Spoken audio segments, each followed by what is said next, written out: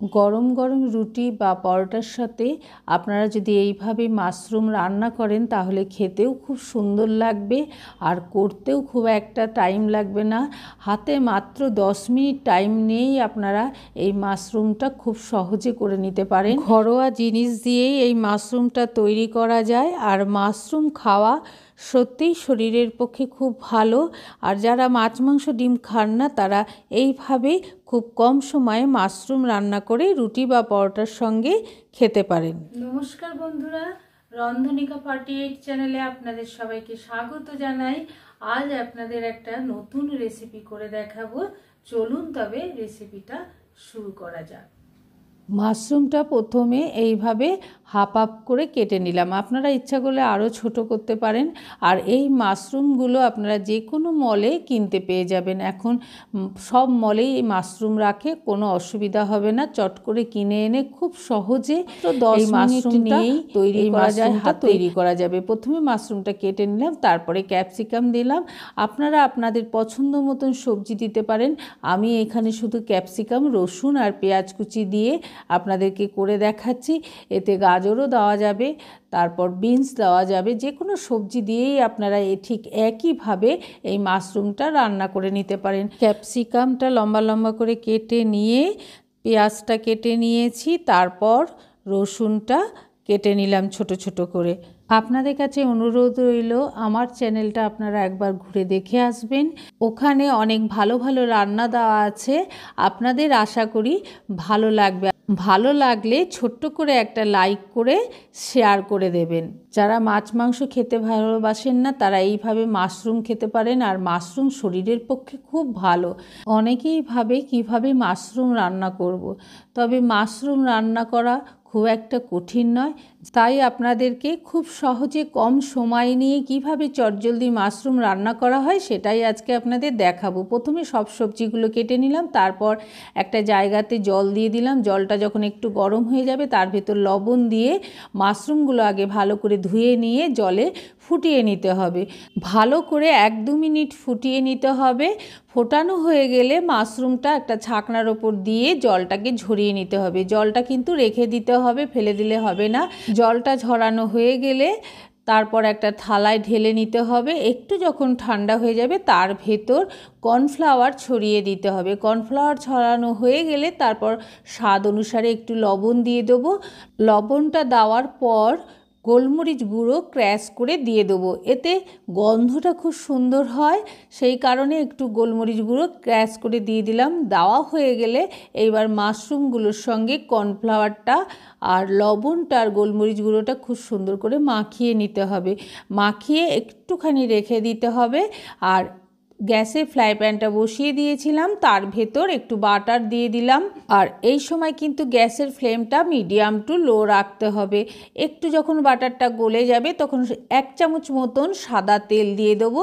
তারপর যখন গরম হয়ে যাবে তার ভেতরে রসুন কুচি আর কাঁচা লঙ্কা কুচি ফ্রাই প্যানের ভেতর দিয়ে দেবো। দিয়ে নেড়ে নিয়ে রসুন আর কাঁচা লঙ্কা কুচিটাকে একটু ভেজে নিতে হবে। যখন ভাজা হয়ে যাবে তখন 1 ইঞ্চি মতন আদা ওতে গ্রেট করে দিয়ে দিতে হবে।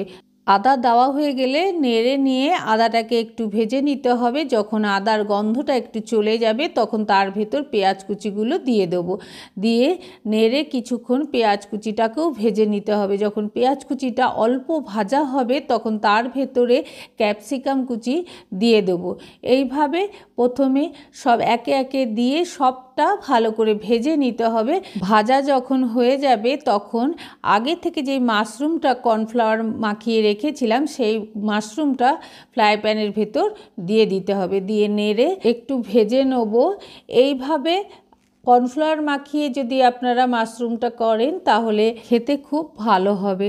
আর আপনারা যদি মনে করেন যে আমরা কর্নফ্লাওয়ার দিয়ে ভাজবো না, সেটাও আপনারা করতে পারেন। তবে এইভাবে করলে পরে বুঝতে পারবেন মাশরুমটা কতটা সুন্দর হয়েছে। এইভাবে কর্নফ্লাওয়ার মাখিয়ে ভাজলে মাশরুমের ওপর একটা কোটিং পড়ে যায়, এতে খেতেও ভালো লাগে। ভাজা যখন হয়ে যাবে তখন এর ভেতর 1 চামচ মিট মশলা দিয়ে দেবো সানরাইজের। আপনাদের কাছে যে কোনো কোম্পানির মিট মশলা থাকলে আপনারা দিতে পারেন। তারপর কালারের জন্য দেবো একটু কাশ্মীরি লঙ্কার গুঁড়ো। কাশ্মীরি লঙ্কার গুঁড়ো দেওয়া হয়ে গেলে এবার 1/2 চামচ হলুদ দিয়ে দিলাম। হলুদটা দিয়ে এবার বেশ কিছুক্ষণ মাশরুমটাকে একটু ভাজা ভাজা করে নিতে হবে। যখন ভাজা হয়ে যাবে তার ভেতর 1/2 চামচ মতন অরগ্যানো দিয়ে দেবো। এই অরগ্যানোটা আপনারা যে কোনো মলে কিনতে পারবেন, এর ফলে গন্ধটা খুব সুন্দর হয়। অরগ্যানোটা দিয়ে একটু নেড়ে ভাজা ভাজা করে নেব। একটু ভাজা ভাজা হয়ে গেলে অরগ্যানোর পর দেব 1/2 চামচ সোয়া সস। সোয়া সস দেওয়া হয়ে গেলে তারপর দেব 1 চামচ টমেটোর সস দিয়ে ভালো করে মাশরুমটাকে নাড়তে হবে, নেড়ে একটু ভেজে নিতে হবে। এইভাবে মাশরুমটা বেশ কিছুক্ষণ ভেজে নেওয়ার পর এর ভেতর আগে যে মাশরুম সেদ্ধ করে জলটা রেখেছিলাম সেই জলটা কিছুটা ওখানে দিয়ে দেবো, কেন জলটা ফেলে দিলে তার গুণটা চলে যাবে। সেই জন্যে আগেই আমি জলটা সেদ্ধ করে সেই জলটা রেখে দিয়েছিলাম, সেই জলটা দিয়ে দিলাম। আপনারা দেখে বুঝতে পাচ্ছেন, দেখুন কতটা গালাগা লাগা হয়েছে। এই জন্যে কর্নফ্লাওয়ার দিয়ে আমি মাশরুমটা ভেজে নিয়েছিলাম, যার ফলে গ্রেভিটা খুব সুন্দর হবে। তারপর স্বাদ অনুসারে একটু চিনি দিয়ে দিলাম স্বাদটাকে ব্যালেন্স করার জন্য। আপনারা যারা চিনি খান না, চিনি না দিয়েই মাশরুমটা করবেন, যেহেতু এটা রুটি বা পরোটার জন্য করা হচ্ছে সেই জন্য একটু চিনি, তারপর অল্প একটু লবণ দিয়ে দেবো। আগে যেহেতু লবণটা মাখিয়ে রেখেছিলাম সেই জন্য আপনারা লবণটা দেওয়ার আগে একটু চেক করে লবণটা দিয়ে দেবেন। লবণটা দিয়ে ভালো করে মিশিয়ে নিয়ে একটু ফুটিয়ে নিতে হবে। ফোটানো যখন কিছুক্ষণ হয়ে যাবে তারপর এর ভেতর ক্রিম দিয়ে দেবো। ক্রিমটাকে একটু জল দিয়ে পাতলা করে নিয়েছিলাম, নিয়ে ক্রিমটা ফ্রাই প্যানের ভেতর দিয়ে দিলাম। নিয়ে ভালো করে ক্রিমটাকে মাশরুমের সঙ্গে মিশিয়ে নিতে হবে। তবে আপনারা বুঝতে পারলেন যে কত কম সময়ে ঘরোয়া পদ্ধতিতে আপনারা মাশরুম চটজলদি করে নিতে পারেন।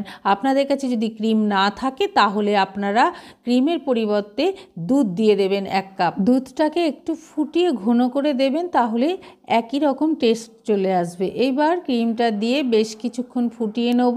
ফুটিয়ে নেওয়ার পর যখন দেখবেন না এইভাবে তেল ছেড়ে গেছে তখন মাশরুমটা রেডি হয়ে গেছে। একটা ডিশে আস্তে আস্তে নামিয়ে নিলাম। আপনাদের যদি এই রেসিপিটা ভালো লেগে থাকে তাহলে সাবস্ক্রাইব করে নোটিফিকেশানটা অন করে রাখবেন, তাহলে যখনই কোনো ভিডিও ফেলা হবে সবার আগে আপনাদের কাছে নোটিফিকেশানটা পৌঁছে যাবে।